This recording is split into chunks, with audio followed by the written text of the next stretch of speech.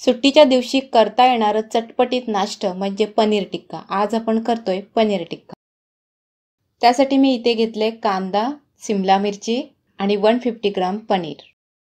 मसाला तयार करण्यासाठी घेते अर्धी वाटी दही, 3 चमचे बेसन, हळद, गरम मसाला 1 चमचा, लाल मिरची पावडर 1 चमचा, अद्रक लसूण पेस्ट, काळी मिरी पूड पाव चमचा, मीठ।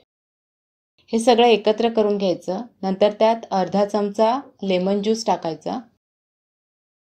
मसाला आपला तयार आहे। त्यात कांदा, सिमला मिरची आणि पनीर टाकायचं आणि हा सगळा मसाला लावून अर्धा तासासाठी हे सगळं साईडला ठेवून द्यायचं।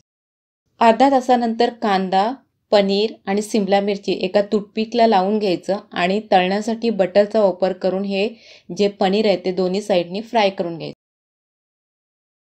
पनीरपासून तयार केलेले पदार्थ खायला सर्वांनाच आवडतात। त्यामुळे पनीरपासून अजून वेगवेगळे आपल्याला पदार्थ घरामध्ये काय काय करता येईल हे आपण सर्वच ट्राय करत असतो। त्यामुळे हे पण एकदा ट्राय करा। रेसिपी पाहिल्याबद्दल थँक्यू। अशाच नाश्त्यासाठी रेसिपी यापुढे येत राहतील। त्या तुम्हाला पाहिजे असतील तर चॅनलला सबस्क्राइब नक्की करा।